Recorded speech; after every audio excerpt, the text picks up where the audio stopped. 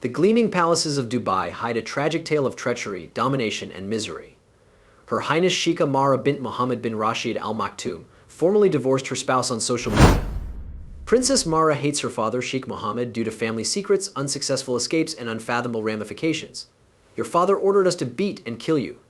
That's your father's order. What drove her to break? Stay updated. Now we learn why Princess Mahra hates her father. A royal scandal unveiled royalty is linked with power, riches, and influence. Dubai's royal family's secret narrative transcends elegance. Princess Mahra, one of Dubai's ruler Sheikh Mohammed bin Rashid Al Maktoum's daughters, has startled the globe with her apparent hostility toward her father. Royal families are notoriously contentious, but this family split is shocking and tragic. Why would a daughter despise her visionary father? The world reveres Sheikh Mohammed for making Dubai a luxury, commercial, and innovation magnet. Mahra's perspective is formed by a complex history of power struggles, domination, and extremely personal betrayals behind the public's adulation. In 2023, Mahra married fellow royal and businessman Sheikh bin Mohammed Al Maktoum, bringing her flamboyant and eccentric attitude to the public eye. The royal marriage was enthusiastically hailed and symbolized unity. A source said Sheikh Mohammed blessed and publicly endorsed the couple. This support stood out in a traditional family since Mahra's marriage marked a shift toward a more modern royal image that matched her father's progressive public character. Princess Mahra divorced Sheikh Mana in July 2024, shocking her admirers. Social and religious circles were shaken by her audacious use of triple talaq, a Muslim practice usually reserved for men, to break the marriage. The choice was divisive and unusual, encouraging conservatives to discuss women's rights and agency. Contrary to popular belief, Sheikh Mohammed publicly supported Mahra's choice. Why would Princess Mahra despise her father after this public backing and apparent progressive alignment? Betrayal, control, and a family divided behind palace walls provide the answer. Start at the beginning. Mahra's wealthy but sad childhood. Born within one of the world's wealthiest royal families, Princess Mahra's childhood seemed like a dream. She grew up in Dubai's lavish mansions with many chances. From an early age, she got the best education, exotic holidays, and an army of personnel to meet her needs. Her life was sparkling, but she had an emotional gap that would affect her connection with her father. Sheikh Mohammed, Mahra's father, is a progressive leader and poet, yet he was distant and repressive as a father. In a large family, his attention was split, and his daughters often felt controlled rather than loved. Her father expected her to be disciplined, faithful, and obedient in public and private. Their relationship started to fracture during Mahra's childhood. She had financial conveniences but lacked family warmth and emotional connection. Sheikh Mohammed often put his public duty before his private one, according to close sources, leaving Mahra to negotiate royal life alone. There were little but big moments that showed emotional estrangement. While her privileged acquaintances had some independence, Mahra's life was closely regulated. Her education, friends, and recreational activities were decided without her input. This may seem conventional for a royal family, but Mahra saw it as a sign of mistrust. Mahra noticed her father's authoritarianism in various unpleasant ways as she got older. She was too little to understand these events, but they cast doubt on her father's intentions. Mahra and her father were deeply estranged by these early events. While the world perceived Sheikh Mohammed as a kind ruler, Mahra's experience was very different. He was authoritative, not loving to her. He prioritized his appearance and control over actual relationships with his children. We'll witness how these early fissures became an unbridgeable separation due to shocking occurrences as we follow her narrative. Life was a gilded cage, not fairy tale privilege. Kings' public and private selves. All stories agree that Sheikh Mohammed bin Rashid Al Maktoum is revered worldwide. His innovative leadership as Dubai's ruler and UAE vice president has made Dubai a symbol of modern luxury and innovation. His name symbolizes ambition and progress worldwide. While his public accomplishments are celebrated, his private life is very different. One who controls, fears, and hides. The world knows Sheikh Mohammed as a poet, horse racing fan, and progressive leader.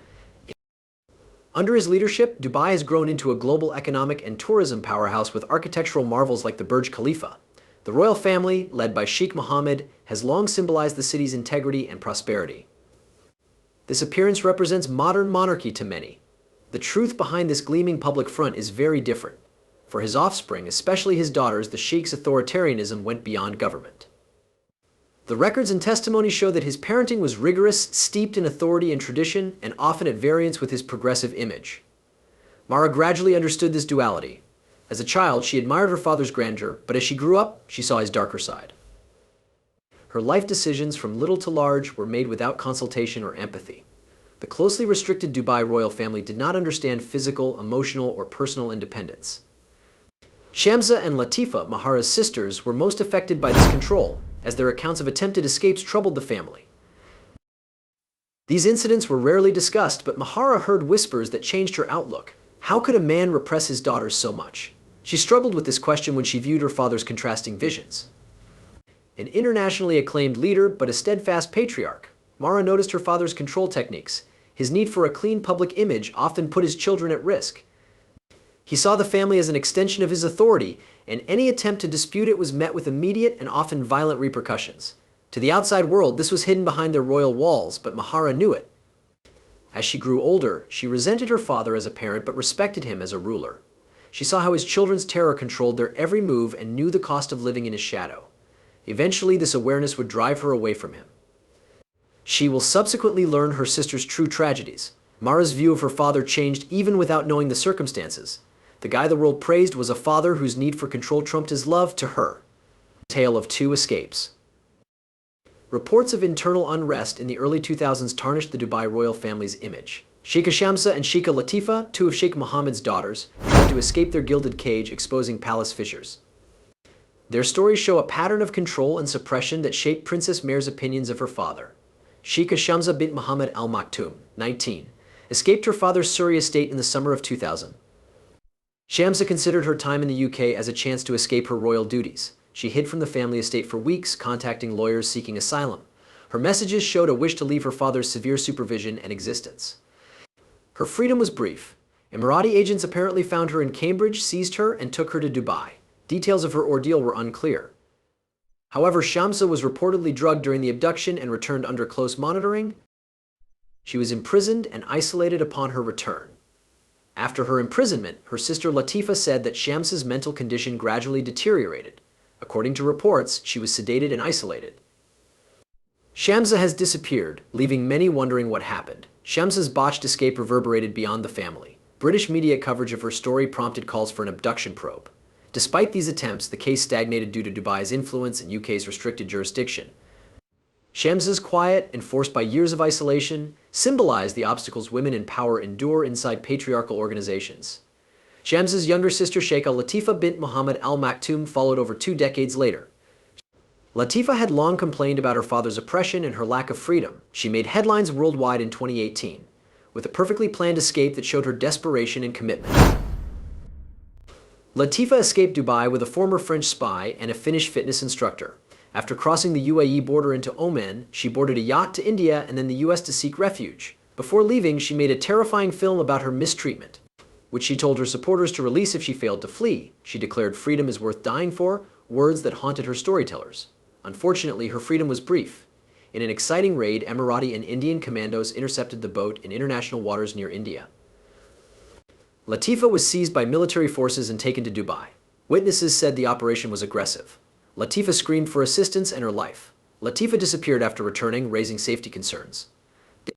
In a later video covertly made from captivity, she reported being detained in a villa turned into a jail where she was watched 24/7 and forbidden outside access. International uproar ensued. Governments and human rights groups denounced her abuse, calling for her freedom. The Dubai administration denied the allegations, saying Latifa was safe and with her family.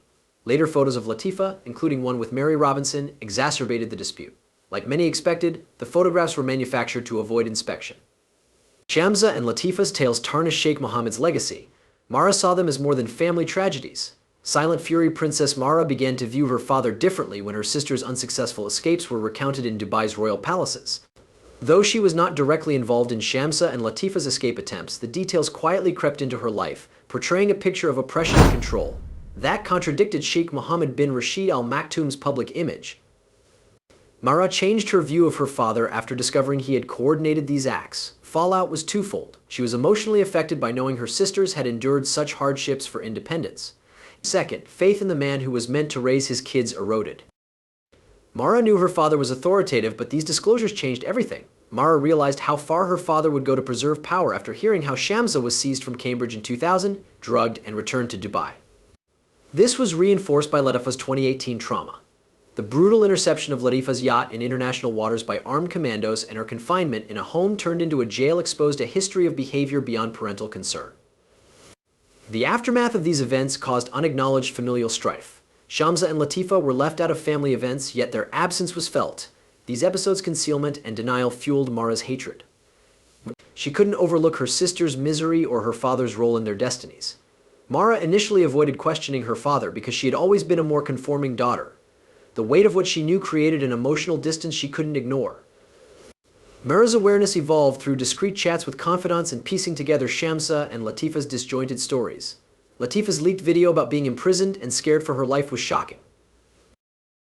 It proved her sister's situations and father's control. These facts fit together like puzzle pieces to show Mahra a father whose progressive image contrasted with his dictatorial reign. Mahra emotionally distanced herself from her father after these experiences. She acted like a royal daughter, but she struggled with betrayal and fury. In the drama, she quietly rebelled against her father and the royal family's narrative. Shamsa and Latifa's tales were not isolated.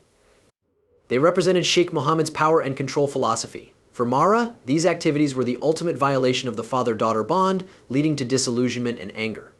Even though she lived with her father, Mahra saw their distance grow. His actions prioritized power over love and compassion, she saw. Each fresh discovery about her sister's suffering strengthened her opinion that her father's crimes were irredeemable. No longer why her sisters attempted to run, but why her father's need for control trumped his duty to protect and nurture his family. Mahra's mute fury, which would escalate, began with these realizations. Though she kept her cool, these events shaped her relationship with her father. Could she forgive a man who put power before his daughter's freedom? Understanding why Princess Mahra resented her father depends on this question. After years of silent animosity, his treatment of her sisters Shamsa and Latifa pushed them over the edge. Finally, Princess Mahra dislikes her father because of a series of betrayals, decisions, and power abuses that lead to a crucial decision, one that might end their relationship. The Dubai royal family broke down when Mahra asked her father about her sister's fate in a rare private chat, according to sources. After years of learning of Shamsa's taking in the UK, Latifa's horrific capture on the high seas, and their detentions, Mahra questioned her father's decisions. She demanded answers for the crimes that had damaged her sister's lives and family trust. An uncomfortable exchange became a furious argument.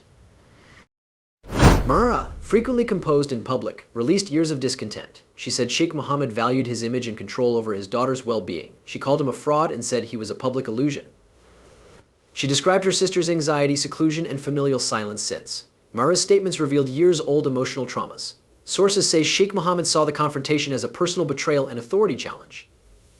He insisted on defending his behavior, claiming family honor and tradition. He believed his actions were important to preserve the royal family and Dubai's reputation.